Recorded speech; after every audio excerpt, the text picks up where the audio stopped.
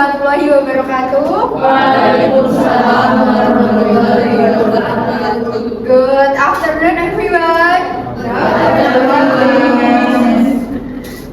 So we start learning today. We can start with Bismillah together.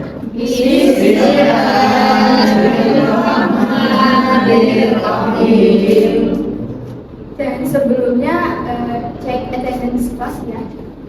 Coba dicek sebelahnya mungkin ada yang belum hadir.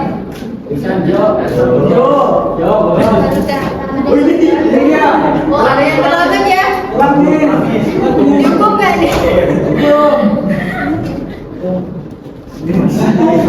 Baik, apakah udah lengkap semua attendance-nya teman-temannya?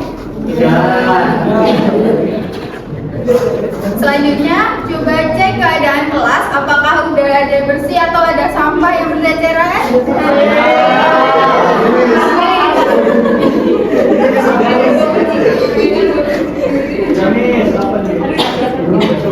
Baik.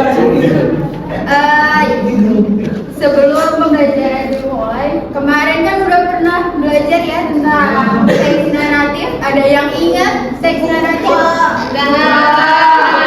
Aduh, kenapa lupa semua ini? Nggak masuk. Sakit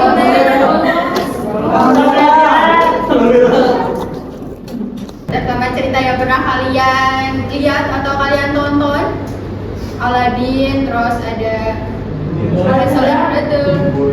Apa? Enggak. Cerita apa? Oh ya itu ya. Terus kita mau review materi, mengulang kembali materi kemarin yang udah diajarkan. Siapa tahu mungkin ada yang ingat atau yang lupa ya. Biar belajar lagi. Harusnya belajar lagi kalian. Ada yang bisa bantu baca ini materi? Mungkin Mbak Anissa ya. Tolong dibantu baca ya. Definisi dari teks naratif sendiri. Teks naratif adalah suatu bentuk teks yang lisan atau tertulis yang menceritakan sebuah cerita dari satu karakter atau lebih yang menghadapi situasi tersebut yang dibuat dengan tujuan untuk menghibur atau membaca. Tipe dari teks naratif itu ada banyak ya sebenarnya, tapi saya ngomongin Mbak Anissa. Oh ya udah saya yang baca. Short story, drama, klasik, ada fantasi, ada adventure, legend, fable, fairy tale, folktale, science, fiction, myth, and mystery. Selanjutnya, untuk tujuan teks naratif sendiri, tujuan utama dari teks naratif adalah untuk menghibur. Jadi kalian yang sering nonton teks naratif atau legenda itu tujuannya utamanya untuk menghibur atau memberikan pesan utama dari cerita tersebut.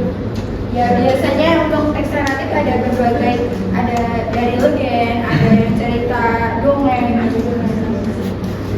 Untuk struktur teks dari plot naratif sendiri di story. Di cerita teks naratif itu di dalamnya ada berbagai isi atau general analysis. General analysis itu apa aja sih? General analysis itu ada orientation, evaluation, complication, resolution, dan reorientation. Untuk orientation memperkenalkan tokoh, tempat, waktu terjadinya cerita. Untuk evaluation memberikan penilaian tentang situasi dan kondisi terjadinya cerita. Dan complication memaparkan isi krisis yang terjadi terhadap tokoh utama. Mas Firgian jawab bicara sendiri ya, coba dibaca nomor 4. Dilanjutin dibaca nomor 4. Resolusi krisis berakhir dengan baik atau dengan tidak baik bagi tokoh yang juga merupakan akhir cerita. Selanjutnya Reorientasi memberikan alasan atau komentar umum opsional. Asli. Contoh dari teks naratif ada the end and the law. Jadi kalian baca sendiri ya ceritanya. Bacain gurunya terus. Unsur kebahasaan teks naratif ini ada berbagai, ada tata bahasa, kosakata, adverb, media, penghubung waktu, ada archipelagia dan frase proporsional petunjuk waktu, dan ada ucapan atau tekanan kata, intonasi dan ejaan dan tanda baca. Cukup paham ya mengenai teks naratif yang materinya udah kita ulang dari hari kemarin. Selanjutnya di sini saya minta buat kalian bagi kelompok 4 orang ya masing-masing. Ya dihitung aja dari Mas Rizal, boleh dihitung 1, 2, 3.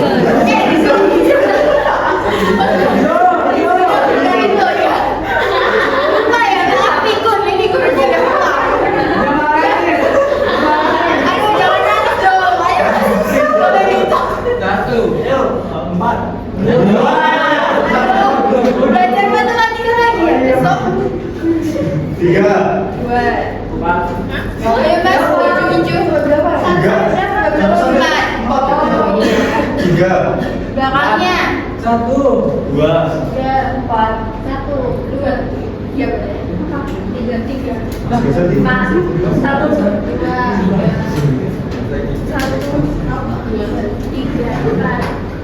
Belakangnya Mbak. Mainnya sendiri ya. Tolong perhatikan. Ya, sekarang yang kelompok 1 gabung sama kelompok 1. Oh, yang kelompok 2 gabung sama kelompok 2. Nanti kalau nilai yang bagus saya kasih hadiah.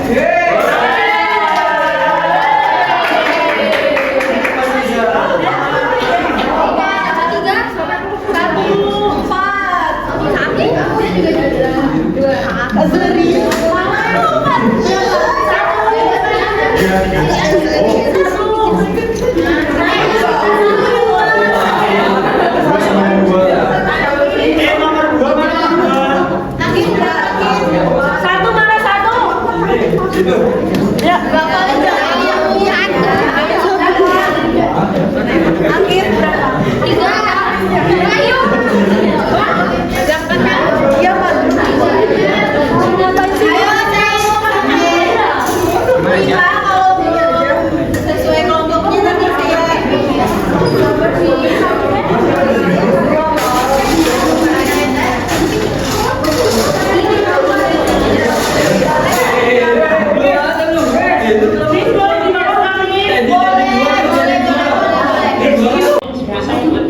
lived in Germany. He had 2 children named Hansel and Gretel. They lived together in a house in the forest. During the winter, the woodcutter would go deep into the forest to cut firewood. When he came home, he and Hansel and Gretel would take the firewood to town to sell it and buy food. "Goodbye, children," said the woodcutter. "I am going to cut firewood. I will come home tonight for dinner," Goodbye, Father. said Hansel and Gretel, and they waved as their father walked away. Dinner time came and the woodcutter did not come home, Where is Father? asked Gretel. I don't know, Said Hansel. but we won't eat dinner until he comes home. They waited and waited and waited. They waited so long they fell asleep. When they woke up, the sun was shining through the windows, Oh no, said Hansel. Father did not come home. Something must have happened. We must go look for him. They packed some red wheat and walked into the woods. Wait, Hansel. How will we find our way home? Asked Gretel. I will leave breadcrumbs in the path to show us how to get home. Said Hansel. Good idea. Gretel said. They walked for hours and hours and hours. Because they had used their bread to show the way home, they had nothing to eat, I am getting hungry. said Hansel. Yes, and I am getting cold too. Said Gretel. It is getting late. Maybe we should go home. Maybe Father is waiting there for us. Yes, maybe he is. Let's go home. Hansel agreed. But when they turned around to go home, They did not know which way to go, Oh no! said Gretel. Our breadcrumbs are gone! How will we find our way home? The birds must have eaten all our crumbs. Said Hansel. Maybe home is this way. Said Gretel. They walked and walked and walked. Finally, they saw smoke coming from a chimney. It must be water. The children cried, and they ran to the house. But the smoke was not their father's. It was a magical house. Its walls were made of cookies, its roof was made of peppermint, and the doors were made of chocolate, Wow! said Hansel and Gretel. And they began to eat the house. What Hansel and Gretel didn't know was that inside the house lived a witch. While Hansel was busy eating, the witch opened the door and grabbed him. Who is eating my house? Asked the witch. She was very angry, I didn't know it was your house. said Hansel. We're very sorry. Said Gretel. Please, let him go. No, he has eaten my house, and now I will eat him. The witch dragged Hansel into a cage and locked him inside. And you will be my servant. She said to Gretel. Then the witch laughed a terrible laugh. The witch fed Hansel lots and lots of food to make him fat, so that he would be a delicious dinner. But the witch had very old eyes that made everything seem blurry, and she could not see if Hansel was fat. So every day she would say to Hansel, Put out your finger. and she would feel it to see if he was fat enough. Hansel was smart. He did not put out his finger when the witch asked. He saved a bone from his dinner and put that out instead.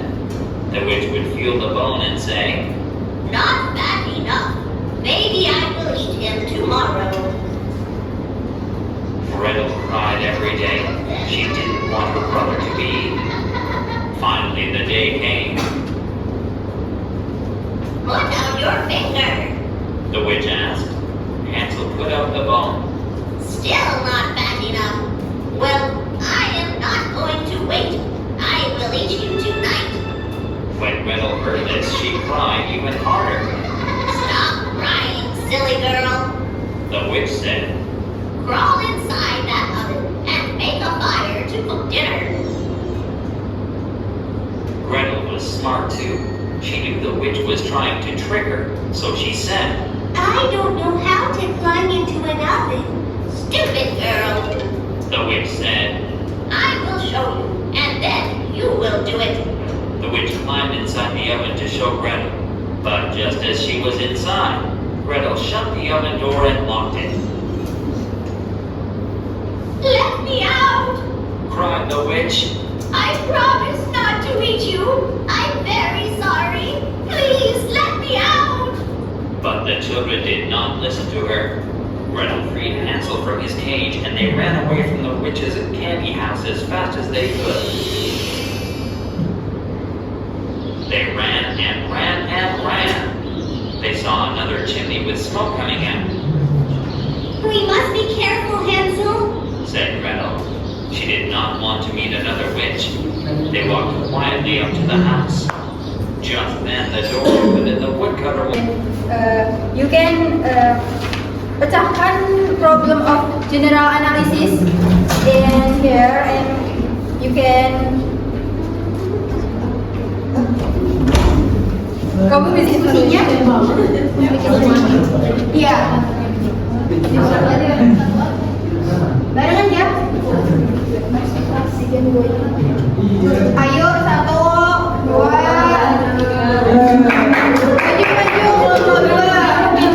tepuk tangan dulu berdua.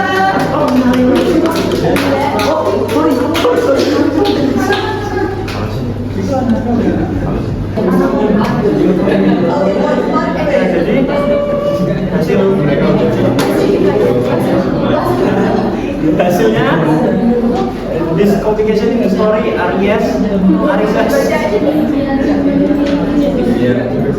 Sama saya. Yeah, so in summary, the story Hansel and Gretel follow the typical narrative structure with element and orientation, complication, resolution, and reorientation. Itu tuh Miss. Oh ya, tepuk tangan.